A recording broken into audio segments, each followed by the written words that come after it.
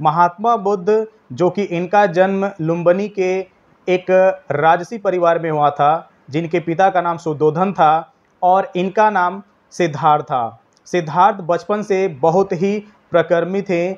जब इनका जन्म होता है तो एक भविष्यवाणी की जाती है कि महात्मा बुद्ध बड़े होकर के बहुत बड़े संत महात्मा बनेंगे। तो उनके पिता सुद्धोधन ने उनका सारा, कह सकते हैं कि लालन पालन सब कुछ घर में ही किया, शिक्षा दीक्षा सब कुछ उन्होंने घर में कराया। न ही उन्हें राज्य से कहीं बाहर जाने दिया, इस डर से कि कहीं मेरा बेटा सिद्धार्थ साधु संत महात्मा न बन जाए।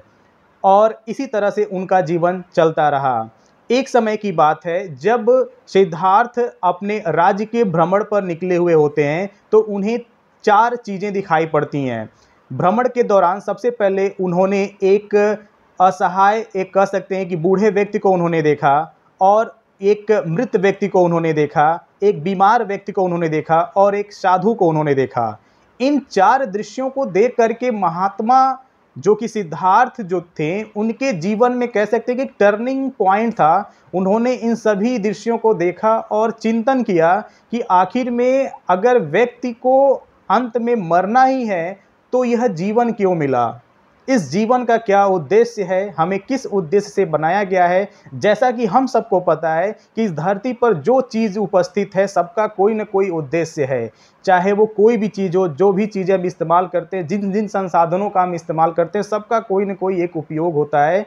तो आखिर में इस मनुष्य, जो कि ये जो ह्यूमन रिसोर्स है, जो कि मानव संसाधन, इसका क्या मतलब है, यानी हम व्यक्ति, हमारा क्या उपयोग है, हमारा क्या कार्य है। जैसे एक मिट्टी जो कि संसाधन है, मिट्टी का निर्माण हुआ तो मिट्टी में फसलों को उगाया जाता है, मिट्टी हमें फसलें उगा कर देती हैं, पेड़ पौधे उगा देती हैं, एक जानवर हमें दूध देता है, यहाँ तक कि साथ साथ हमें उस दूध से कई सारी चीज़ें हम बनाते हैं। उसी तरह से अगर मानव जीवन है तो मानव जीवन का क्या उद्देश्य है।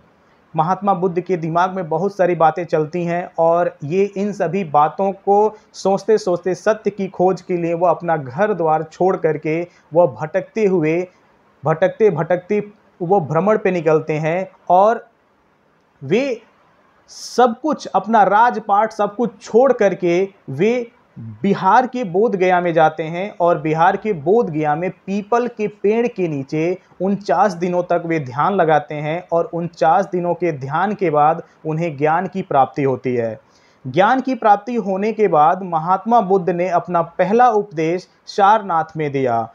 उसके बाद वे पूरे, कह सकते हैं कि दुनिया में जगह जगह पर भ्रमण करके अपने इस बौद्ध धर्म का उन्होंने प्रचार किया और लोगों को उन्होंने बताया कि क्या जीवन का सत्य है। उनका 4 आर्य सत्य आप सबको पता होगा। महात्मा बुद्ध ने अपने 4 आर्य सत्यों में उन्होंने बताया है कि पहला आर्य सत्य कि दुख है, यानी इस धरती पर कोई भी ऐसा व्यक्ति नहीं है जो दुखी नहीं है। दूसरा आर्य सत्य उन्होंने बताया कि दुख का कारण है, क्योंकि व्यक्ति अगर दुखी है तो उसके दुख का कोई न कोई एक कारण भी है।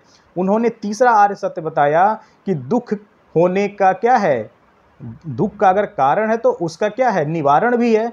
और चौथा आर्य सत्य क्या था, उस निवारण के लिए 8 अष्टांगिक मार्ग उन्होंने बताया है, 8 फोल्ड पाथ, जिस 8 मार्ग पर चलेंगे तो हमें कभी जीवन में दुख ही नहीं होगा।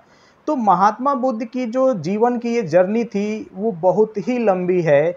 एक साधारण सा व्यक्ति, एक साधारण सा राजकुमार अपने जीवन के सत्य को खोजते हुए महात्मा बुद्ध बना। तो महात्मा बुद्ध की ये कहानी हमें बहुत ही प्रेरणा देती है। महात्मा बुद्ध का जो ये जीवन, जो परिचय है, अभी तो मैंने आपको कुछ नहीं बताया, इसके विषय में बहुत कुछ पढ़ने को है।